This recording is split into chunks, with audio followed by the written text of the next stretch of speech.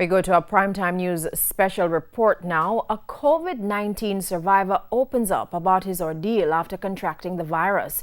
As Shamela Pullen now reports, the businessman's home was transformed into a makeshift health facility after he refused to seek treatment at a public hospital given the constraints.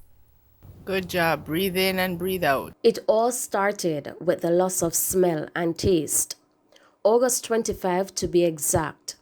A day that will forever be etched in the mind of Robert Richards. Fever starts coming in and goes up to as high as 104.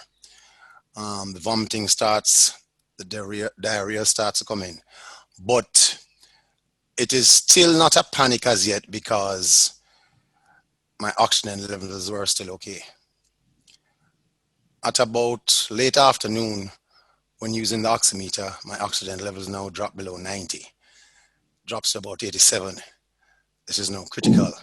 Mr. Richards is the Chief Executive Officer at Land Integrators Limited.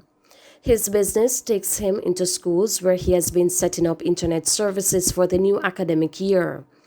He insists he has been adhering to the COVID-19 protocols like wearing masks and even face shields, except for this one time. Working for hours in these rooms with a mask and shield, you start to get little, sometimes even claustrophobic.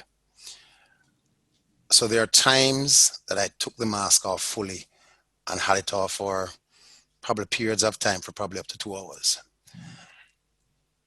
When thinking back, I think definitely for sure, I don't want to call the name of the school, but after leaving that school 3 days after, it's when the symptoms started to chip in. Mr. Richards did the COVID-19 test at a public facility. However, to this day, he hasn't received the results. He instead turned to telemedicine, where he consulted with medical doctors about his symptoms.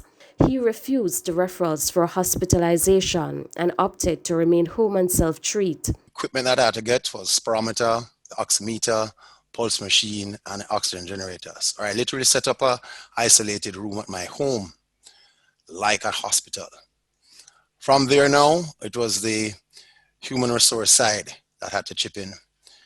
My wife Carmela became both day and night nurse. And in the beginning, when I could not move, the first, I would say 6 to 8 days, she was the one that had to be wearing PPE equipment and all the stuff to come in a room to ensure that the water was changed in the oxygen concentrator, oxygen was taken, and that I kept rehydrated. And then there were moments, he says, when he felt he was at death's door. That afternoon, going into the night, I did not want to sleep because I was not sure if I would have been able to get up or be alive in the morning. So that entire night, I stayed awake in bed just to ensure that I stayed alive and could make it through the next day because I didn't want to die in my sleep. Mr. Richards recently did a test confirming he no longer has the virus, but the road to recovery has been challenging. He lost 13 pounds and his lungs are damaged. He now has to stay home for another 2 weeks.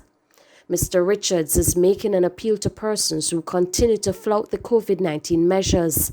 Going to parties, going to the bar, going to the restaurant, going to the gym, all these are high-risk areas in every single bit of research that has been shown.